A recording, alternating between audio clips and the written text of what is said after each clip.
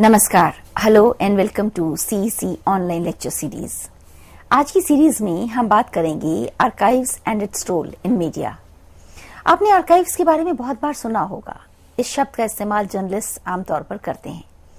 इसके बारे में बात करने से पहले हम एक बार इसको भी सोचते हैं कि सोर्सेज ऑफ इंफॉर्मेशन क्या है और उसमें आर्काइव्स की भूमिका क्या है। आप जानते हैं कि एज अ जर्नलिस्ट जब आप किसी स्टोरी को कवर करते हैं या फिर आप उसको फॉलो अप स्टोरी के तौर पर ट्रीट करते हैं तो आपको अलग अलग सोर्सेज ऑफ इंफॉर्मेशन पर डिपेंड होना होता है। Journalists should deal in reliable facts, so it is important that the sources used for writing stories can give accurate information about what happened and what was said. But just as there are lots of different news events, so there are many different sources of information.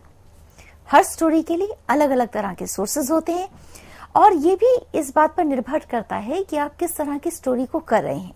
कुछ sources हो सकता है कि बहुत सालों से आपने उनकी रिलायबिलिटी को देखा हो और कुछ सोर्सेज आई विटनेस अकाउंट के तौर पर उसी समय आपके सामने आए हों। Some of them will give you very accurate information and we call these sources reliable sources because we can rely on them what they say. Others could be less reliable but still useful, while some can hardly be trusted at all.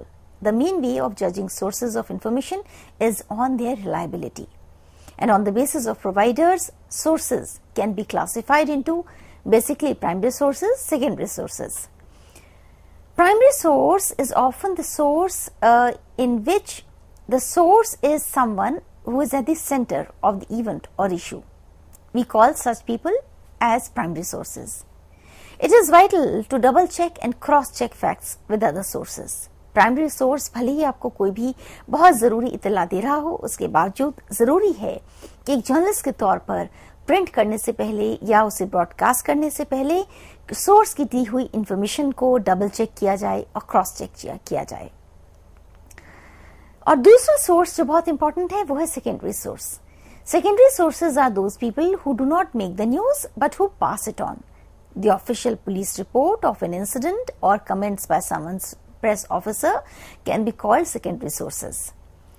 Secondary sources are generally not as reliable as primary sources क्योंकि primary source तो एकदम से एक आई witness account की तरह आपकी आंखों के सामने है। Journalists have to assess the reliability of secondary sources and if necessary tell readers or listeners where the information come from. यहाँ एक बात और, आपने कई बार देखा होगा कि जब आप किसी स्टोरी को पढ़ते हैं या उसके बारे में सुन रहे होते हैं तो जर्नलिस्ट ऐसा बहुत बार हुआ है कि अपने इंफॉर्मेशन की बात करते हैं, अपने सोर्स की बात करते हैं। इसे बताने के पीछे एक बड़ी वजह यही होती है ताकि जो पाठक है या दर्शक है उसे इस बात का यकीन हो कि इस जो सोर्स दिया जा रहा है या बताया जा रहा है वो रिलायबल है। एक सोर्स है press release, a type of news source where information can be collected through the official statements made to journalist by the concerned organisation, a political party और अ गवर्नमेंट डिपार्टमेंट।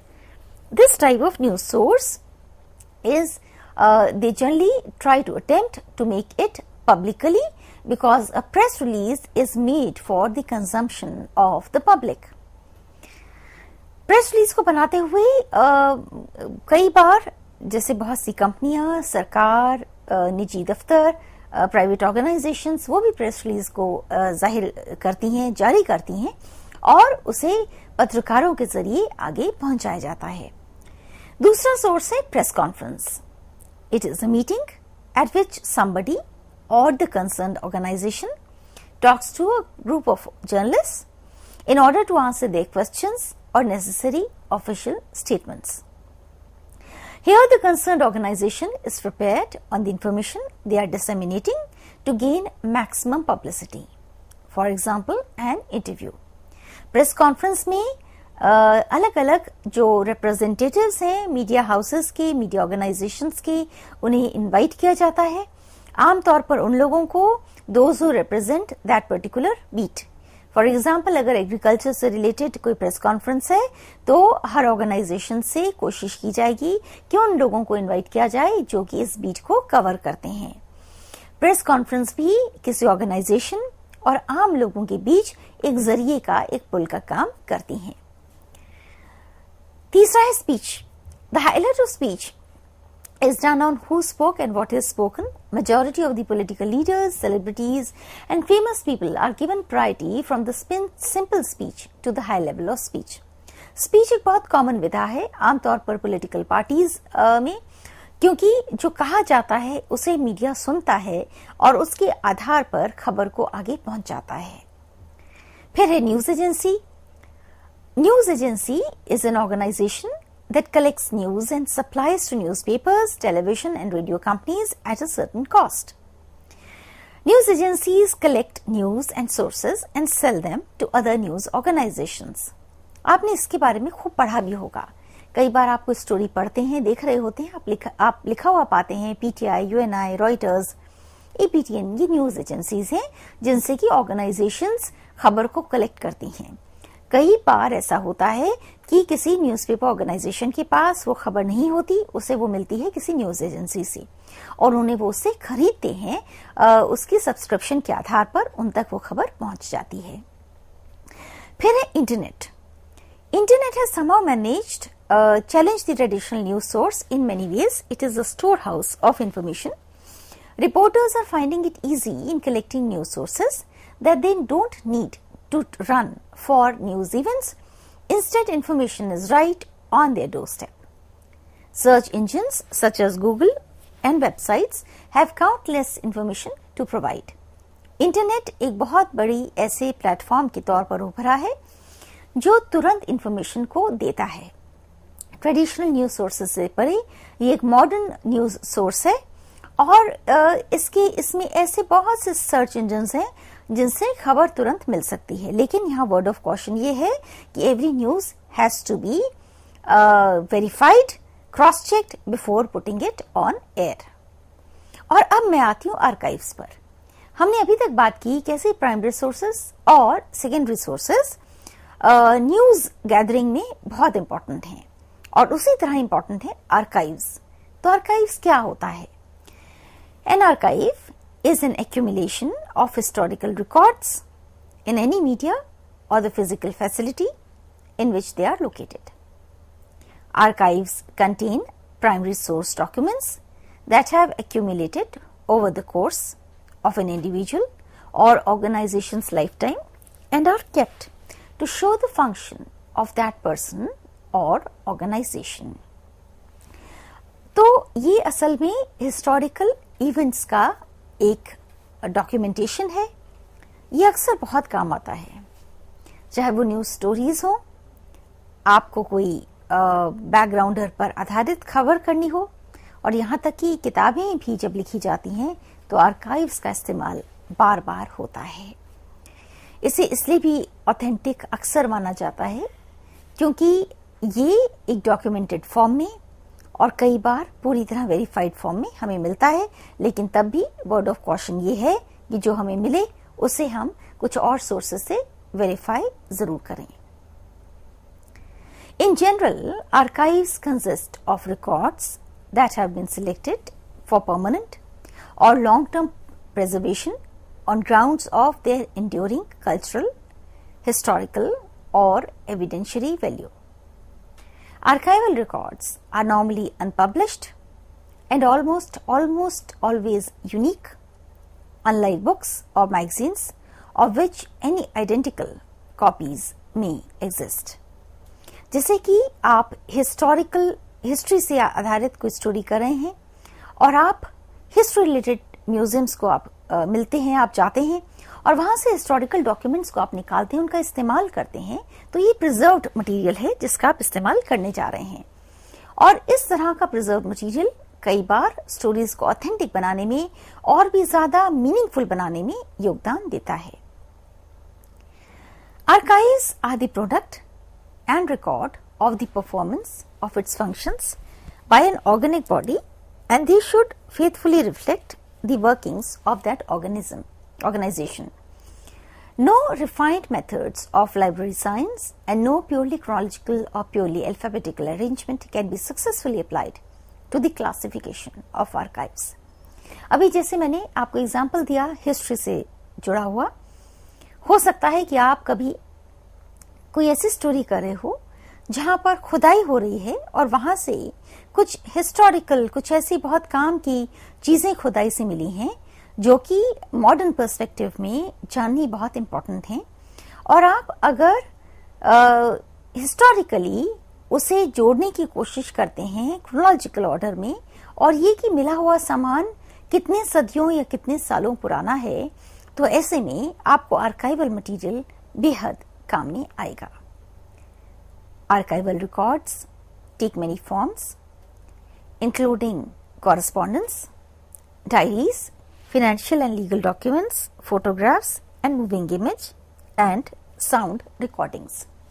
इसको मैं विस्तार से आपको बताती हूँ।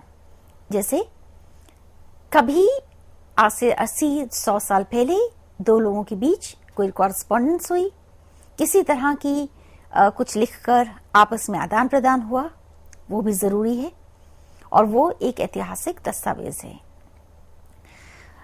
जैसे महात्मा गांधी ने जेल में रहते हुए बाहर आने के बाद बहुत बार अपने अनुयायियों को, बहुत से और लोगों को चिट्ठियां लिखी और उन चिट्ठियों का इस्तेमाल कई बार उनकी किताबों को ही व्याख्या करते हुए या उनकी व्याख्या करते हुए इस्तेमाल किया गया है। इसी तरह डायरी का लेखन, इसे भी काफी हद तक ऑथेंटिक माना जाता है, क्योंकि डायरी एक पर्सनल लेखन है। जो इंसान लिख रहा है वो अपने हाथ से लिख रहा है और वो डेटेड है।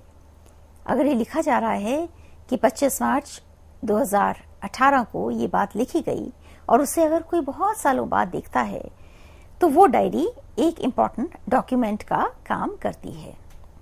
इसी तरह फाइनेंशियल एंड लीगल डॉक्यूमेंट्स, आप कोई फाइनेंस से जुड़ी स्टोरी कर रहे हैं और आप ये देख रहे हैं कि कोई कंपनी किसी इरेगुलरिटी में पिछले बहुत से सालों से जुड़ी हुई है और उसकी आपके पास डॉक्यूमेंट्स हैं, तो वो उस बात को साबित करता है। उसी तरह फोटोग्राफ्स, मूविंग इमेज और साउंड रिकॉर्डिंग्स भी आर्काइवल मटेरियल में बहुत काम आती हैं।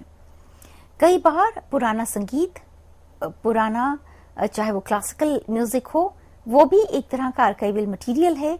जब आप किसी ऐसी स्टोरी को कर रहे हैं जो किसी संगीतकार से जुड़ी है और आपको अगर वो मटेरियल मिलता है जो उसी इंसान से जुड़ा है या फिर उसके बारे में किसी ने कोई बात कही है जो बहुत सालों पहले कही गई है, तो उससे आपकी खबर की विश्वसनीयता, उसकी वेटेज और उसकी जो ताकत है वो कई गुना बढ़ जाती है।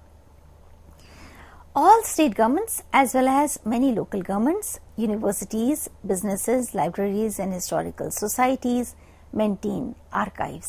असल में आर्काइव्स को मेंटेन करना एक आदत है और कुछ जगह अनिवार्यता भी है। सरकारी स्तर पर और स्थानीय सरकारों के स्तर पर, यूनिवर्सिटीज के स्तर पर भी और लाइब्रेरीज तो खैर आर्काइव्स को संभालती ही हैं और हिस्टोरिकल सोसाइटीज भी इस काम में बहुत सक्रिय भूमिका निभाती हैं। आज भी आप अगर हड़प्पा या मोहनजोदारो के बारे में पढ़ना चाहें, जानना चाहें, तो आप देखेंगे कि किस खूबसूरती से हिस्ट्री को प्रिजर्व करने की कोशिश की गई है।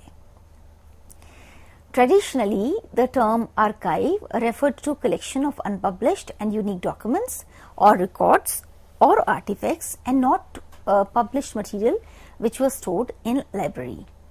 आमतौर पर ये माना जाता है कि जो ऑलरेडी बहुत बार छप गया वो कई बार आर्काइव्स के तौर पर बहुत का फायदेमंद नहीं होता।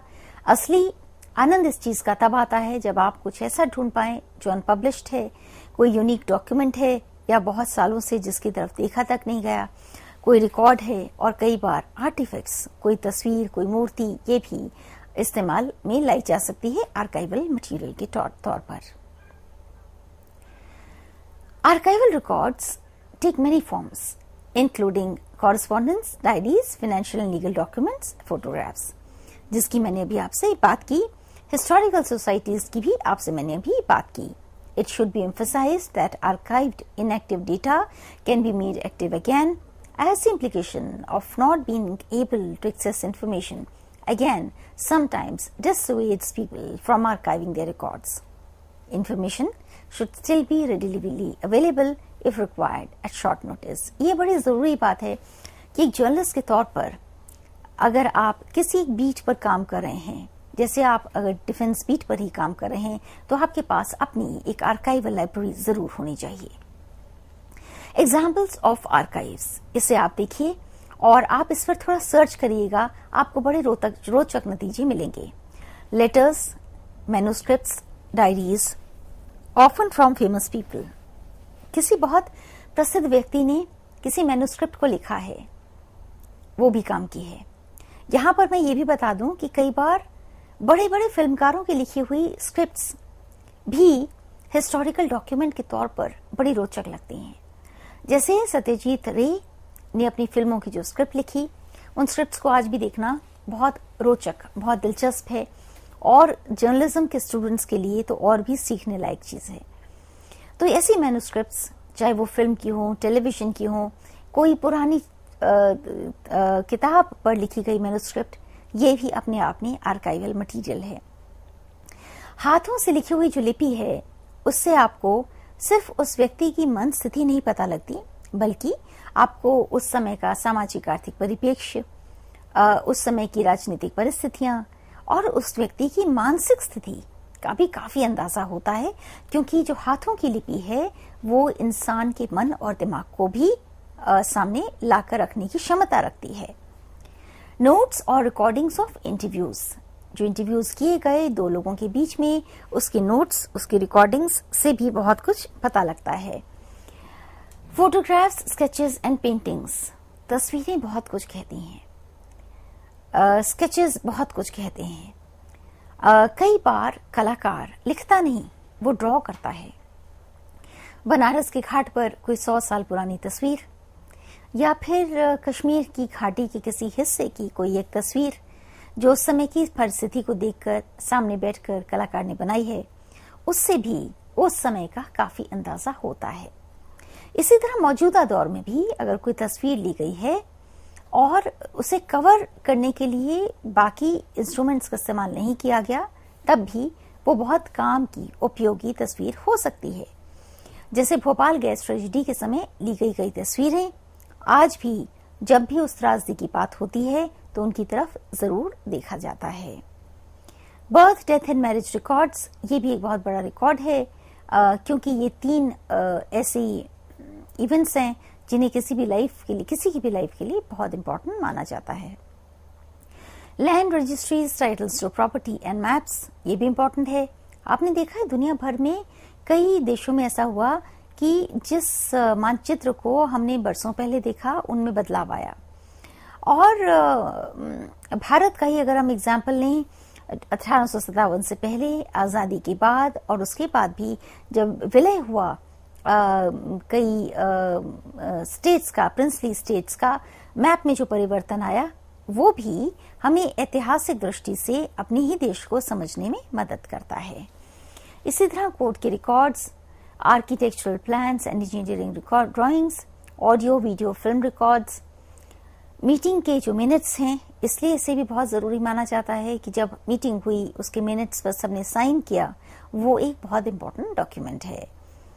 Memos, correspondence of associations, political parties, local government councils, school boards and other formal groups, तमाम ऐसे फॉर्मल ग्रुप्स जिसमें लोग आपस में मिलते हैं, चाहे वो सोसाइटीज हों, ट्रस्ट हों, या फिर किसी तरह का कोई ऑर्गेनाइजेशन हो, जिसमें लोगों की आपस में एक रजामंदी के साथ बातचीत होती है, जिसमें सब लोग सिग्नेचर्स करते हैं, वो भी एक इम्पॉर्टेंट आर्काइवल मटेरियल है।